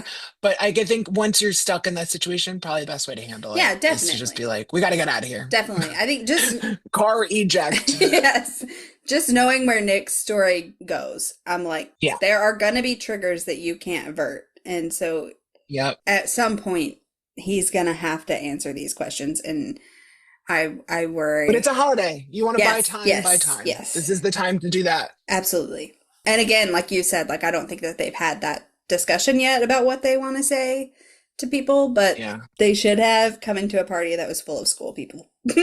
But Yeah. maybe just an oversight that they hadn't thought about yet. There's a lot of stress. There's a lot of stressful things that they probably discussed moving up, moving into this day, but There's also stuff you don't want to think about. You're like, we're not back at school it's yet. true. I don't really want to think about it. And then the party's coming and you're like, well, I want to look good. I want to have fun. Yeah, And you just don't think exactly. about it. Yeah. Oh my God. And then we get this scene. Arlo Parks' Devotion is playing. And Elle is dancing. I love Isaac's like next to her, like with his glasses on, just like bopping. He's vibing, having a good time. Tal's like filming them, and behind Elle, you can see Tara, Darcy, and Imogen are like doing like a three-way slow dance, which was super cute. And then she walks over and takes the camera from Tao and puts it down, and then we get a lovely Tao and Elle dance scene. I love watching Tao dance. So cute. It's a highlight of every season for me. It gets steamy for a second. I'm like, Yeah. y'all, the chemistry is actually setting my TV on fire right now. I need y'all to tone it down a bit. Yeah. So good. God, the way that Will Gal looks at her in this scene, it's like Yeah, they have so much chemistry so on good. screen together. It's crazy. So good. And it's so good to see like a young trans girl in that situation because it's not about her being trans in the scene. It's just about her having chemistry. Yeah. It's so good. And they get their like little firecrackers and butterflies like floating around, and yeah, it's so good. And she pulls away and she's like, I'm gonna go get a drink, and abandons Tao. And I love his like, I'm gonna just like awkwardly dance away Fade then. back into the Yeah. background. Get that camera Yeah, back. exactly. So good. And then she goes into the kitchen and Naomi's there taking shots. As you do. Yeah. Naomi's like, do you want one? And Elle's like, no, I'll be sick. Naomi, to her credit, is immediately in mom mode. She's like, oh God, how much have you had? Like, do we need to get you water? What's going on? And she's like, no, I've hardly had any. It's just, and then she's like, me and Tal want to have sex. And I love Naomi's like, oh my God, like this is scandalous. Like, oh my God. Which is cute. It's cute to see kids react that way because in a lot of media we don't get that. So it's No. nice to have And it's this. so honest to the trans experience too, to be like, that is a big what's going on. And someone does, you don't need to explain it all. They just get it. That's so true. And she's like, I don't know, maybe just do something more than kissing at least. And Naomi's Yeah. like, you don't seem very happy about this. And she's like, I am, but it's a big deal. I mean, what if he touches me and I just freak out? And Naomi's like, well, if you're not ready, you're not ready, and you don't have to do anything. And Elle's like, but I'm ready. I just am scared. I'm feeling pretty ready. And she's like, I hate that this is stopping me from being with him in that way. And Naomi takes her hands and she's like, listen, you trust him and he loves you. And if anything goes wrong, I'll be here for you. Yeah. And he'll be there for you. I know he will. And it's like, so good. It's so good. And to watch the like sisterhood moment and also the stamp of approval, like, no, he's a good guy. Yeah. He's not like a chaser. He's not here to like he's not just a teen boy. He like genuinely seems to care about you. And if anything goes wrong, I have your back and I can throw a punch. Yeah, You know, like yes. it's and oh, by the way, both looking beautiful, both looking so abundant Yeah. and supportive of each other. And I'm so glad we got this moment because literally anybody could have been there to talk to Elle about this, but this is who we needed to talk to Elle about this. Yes, 100%. And I think I think that she needed Naomi this whole time, but especially during this season. And I'm just Yeah. like so glad that she met her at Lambert and that they hit it off I wish I had a immediately. Naomi growing up. Yeah, I Oh, can only imagine. so good. It is very good. She's such a good friend. She's just such a good friend.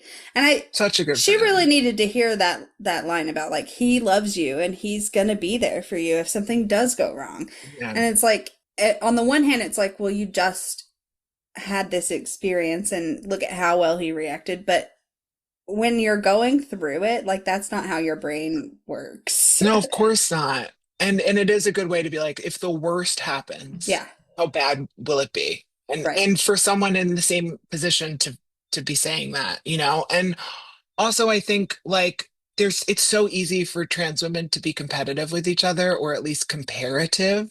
And we don't really get any of that from them. Do you know what I mean? Mm-hmm. And I think like it would be so easy, especially art school people are so competitive with each other. Yeah. And I'm so glad that we don't get that. It's so She's just nom nom supportive. nom nom Yeah. delicious to me. Yeah, definitely. There could have been an element of jealousy thrown in there, and there's Yeah. not. You know, we don't even hear like, well, when I was going through that, or what if Right. you don't get any of that, which is so nice because it's so easy to do. And Yeah. I see it all the time, Yeah. unfortunately. Yeah. Because again, when you're trans, it's a really individual experience Hmm. and you want someone who's sort of been there, but not in the way where they're like, well, this is what you'll be feeling. This is what you should do. This Yeah. is what I did. This is what works. Like, Yeah. yeah. So we go outside, and Nick and Charlie are sitting by the fire, and Nick is gripping Charlie's hand with both of his hands. Like Yeah. clingy Nick Nelson is here. The anxious attachment has kicked Yes, in. yes. It is present. Yeah. Charlie's like, I'll probably be ready to go once the fireworks are done. And Nick is like, that's okay. I'm pretty tired anyway. And like lays his head down. And Charlie's like, it's nearly midnight. And Nick is like, exactly. I need to recharge, which is just so cute. So cute. Give us our little treats in here. And so Charlie puts his arm around Nick, and Nick like snuggles in, and he says, thank you. And he like waits a second, and he's like, I'm really glad that you're back. Being without you was not fun. And it hurts, but also you can see Charlie like starting to process that a little bit here, the way he like looks at him. Nick is very, very anxiously attached at the moment, and Charlie, I think that had Tori not walked up, maybe we would have got a little discussion around it, but she comes up and sits down, and she's like, how's your night? And Charlie like untangles himself from Nick at that point, and he's like, well, it's better than Christmas. And she's like, that's a pretty low bar. She made me cackle the first time. Her delivery of that is so good. And he's like, yeah, but still, like, I managed a whole night out without a breakdown, so therapy's got to be doing something, right? And she's like, maybe it is. Praise be to Jeff, which is so good.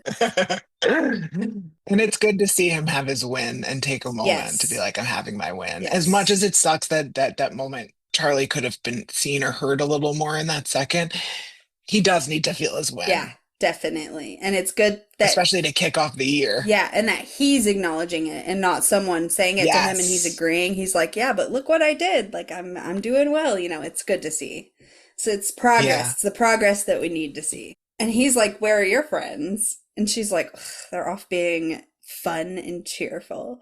And he's like, one day you're going to make friends with somebody you actually enjoy being around. And I'm like, yeah. Foreshadow in. Yeah. And that's when she says, the only person I care about is you. And he holds her hand. I thought that was such a cute little, like, intimate touch that he, like, takes her hand and is like, that's not going to be true forever. And she's like, we'll see. And then Harry ruins the moment. Oh my God. It's like, it would be Harry being like, it's almost midnight. Make sure you have someone to kiss. And I'm like, everybody Dumpster knows King. That he's going to be alone at midnight. Yeah, exactly. Exactly. And poor Isaac is like, shut the fuck up. Yes. So they go and we get like the fireworks montage kicks off with Imogen and Sahar. Imogen like walks up next to her and Sahar's had enough. She's like, here she's we at the go. Limit. Let's circle this drink. Yeah, exactly. Bitter. She's like, we haven't spoken properly since Halloween, and now you're here to kiss me at midnight. And Imogen's like, I'm not here for that, which oh, girl. I don't know about that. Who are you lying to? Her. Yeah. She's like, I actually just wanted to apologize for Halloween. I was being so toxic. And Sahar's like, okay. As opposed to right now, where I'm being so straightforward and emotionally available. Yes. I definitely haven't had an entire bottle of champagne tonight. Exactly. And she's like, I wasn't doing it for attention. I don't really know what I was doing. And then Sahar says, look, I just don't want to be an experiment to you, especially when you know that you're the reason I realized I was bi in the first place. Mic drop. She did it to her. I was like, what? Like, what? And now we said it. Yeah. And Imogen's like, wait, I didn't know that. And I'm like, I didn't know that either. It explains so much about their dynamic and like how Sahar has been acting even since. How overwrought. Yes. Yeah. And that's got to be brutal. And it like took me back to Paris, her being like, oh, we stopped talking because Imogen got a boyfriend and she stopped replying to my text messages. And it's like, It's all the little things are clicking now. That would kill me. But bold of you to presume that Imogen had any idea. This is one clueless Now, bitch also, that you know. of everyone at the school, including Harry. Yes, including Gary. And then In My Head by Nell Mescal starts up, and I love that song. I love it so much. It It's is. so good. So good. If that could be my quote of the episode, it isn't. But if that could be my quote of the episode, God, those lyrics are just Yeah, they're amazing. so good. And then we get our Sprolden reveal where Tori is walking through the party and she passes Michael and they lock eyes and they turn and they look at each other for a second and I can't breathe. This moment affects me. It's not Richardson. Yes. This moment makes my body react the same way that Nick and Charlie's first kiss makes me react. Like I'm frozen, I can't Yeah. breathe, my heart's going 100 miles an hour. I've got chills every time I watch this. I get chills, and it's like, Yeah. oh. Also, if you haven't read Solitaire, you should I need to. because there's so much more Tori and Michael in it than we get in the comics. I need to. But yeah, they're locked eyes and they get a snowflake moment, which is so cute. And when she turns to like walk away, she gets this little like smirk, and it's like, I'm so excited for her. This is like the time when I met a guy, and at the end of the interaction, I said without thinking, like, "Oh, this is gonna be a whole thing." And he was like, "What?" And I was like, "Oh, nothing. Well, I meant my ride home." That's so funny. But you're Yeah. like, "Oh, this is gonna." Yep. Yep. Let me go get some sleep before I do that. Yep. Yep. She's like, I gotta get out of here. I know where this is going. Yeah. So then at this point, the montage like starts to pick up. We get like all the kids are gathered outside with their little sprinklers and they're counting down from 10. And we see Darcy finds Tara like in a dining room and she's like sitting there looking pretty down. She's like staring at her feet.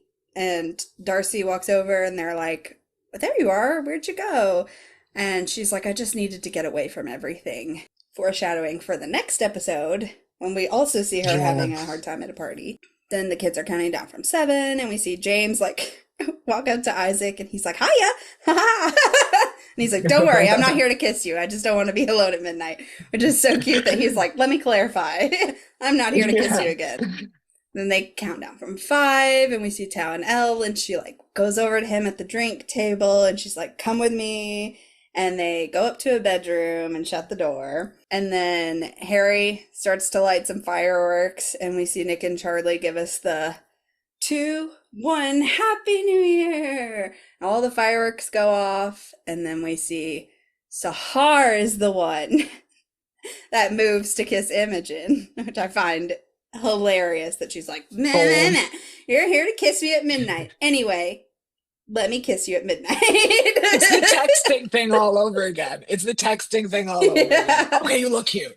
Yes. And then we get Tara and Darcy kissing. Okay, Isaac and James and some others are hanging out and they are singing a song. And I was like, I don't recognize these lyrics. But I looked it up and the song they're singing is, I did recognize the tune. Like once I heard the music, I was like, oh, I do know this song. But it's Auld Lang Syne. Yeah, it's that when Harry Met Sally hit. Yeah. And then Tao and Elle are making out in the bed and she like unbuckles his belt and we like pan out to the fireworks, which I think is super cute that it was like a firework Yeah, moment. it's a great way to let us know what's happening. Nick and Charlie tell each other Happy New Year and we get our classic comic shot of them kissing Happy New Year with the fireworks over them. And then we see Tori like across the party seeing them like have their kiss and she smiles. She turns around and she like takes a breath and a sip of her beverage and the fireworks that go off behind her are the ace colors. Didn't even notice that. Yeah, we get the like That's purple so and great. it's like purple and white. And then after that, as she like walks away, the next 2 sets of fireworks that go off are the lesbian flag colors and then the trans flag colors. I didn't even notice. I was just like, fireworks. Yeah. That's so sweet. Oh my God, the attention to detail in this show. So Oh, good. it's like a handcrafted television show. It It's is. so wonderful. Yeah. And I that's the want end. fireworks and the trans flag colors to go off every time I leave a Have a room. good, yeah, have a good day. Good thought. Yeah. Yeah. Anytime anyone kisses me, that's so sweet. This is a great episode. Yeah, it is a really good episode. The balance of this one's really good. It's like episode 4, Yeah. Journey.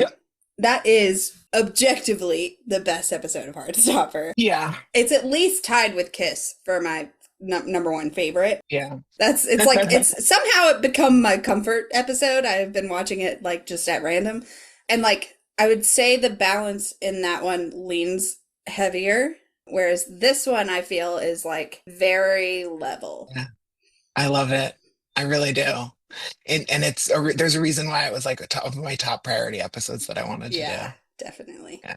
What was your favorite quote? Family are the people who give a shit. Yeah, that's a Are good the one. ones who give a shit. That is the best quote of the whole episode. And I think also, on a similar note, can you just shut the fuck Mm-hmm. up? Yeah, those were 2 that were on my list. There. Had to be said. Had to be said. Yes. I was gonna go with maybe like you're the reason I realized I was bi, but like no, I think those other 2 hit pretty Yeah, hard. So sorry. definitely. I went with the combo of I hope I get a soul. I hope I get good mental health. Yeah, Because it's just so good and so relatable. I was also gonna say like a bark from Henry. Yes. And then I'm super curious to hear where you fell on the scale. I decided to give it a solid 500. Nice. I figure, I could go as high as I want on Yeah. that one, but 500 feels like a really round way to stay within the confines of the scale and also give it its due. This is a spectacular episode of Heartstopper and of any television show. Yeah. And it's filled with so many moments that could have filled a whole episode. And it really packs in. I mean, and it doesn't feel disjointed over 2 holidays. It feels like a part of a cohesive whole. So yeah, 500 easy. Which is something they're really good at doing with the show. Yeah. Even like because seasons 1 and 2 are very like linear.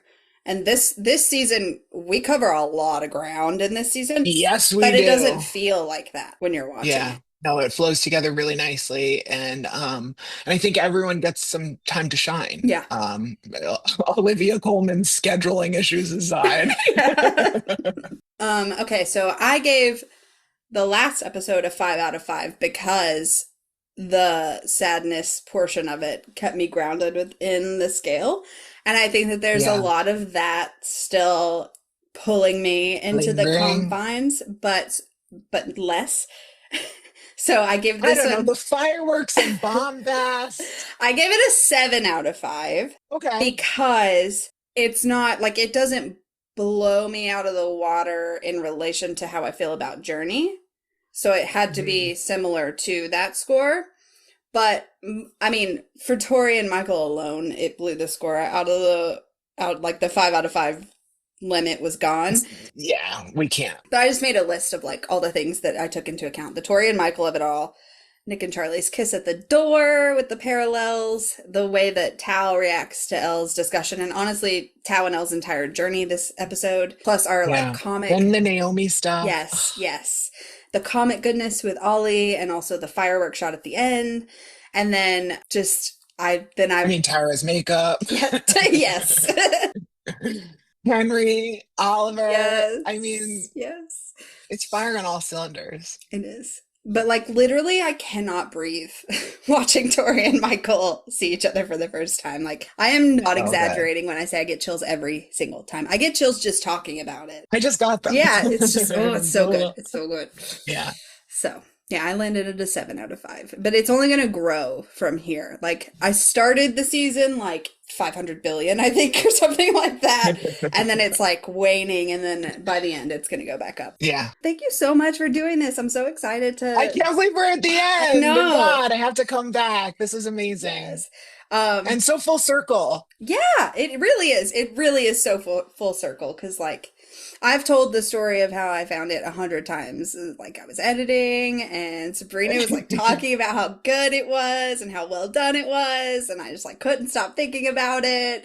So then, like, the next day when I had dinner, I'm like, I have 30 minutes to kill. Let me just watch the pilot. And no, I watched all 4 hours of No, it. yeah, I was gonna say there's no just watching the pilot of Yeah. Heartstopper. Yeah. By pilot, you mean first Yeah, season. exactly, exactly. All 4 hours.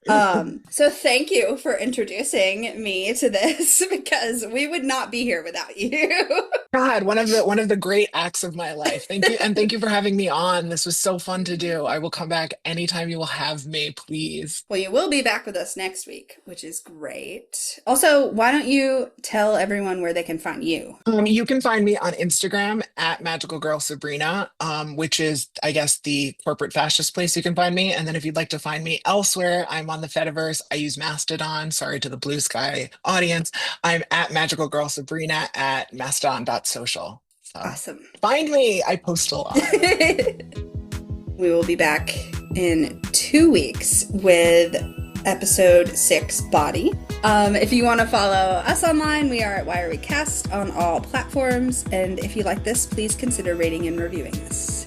Until next time, bye. I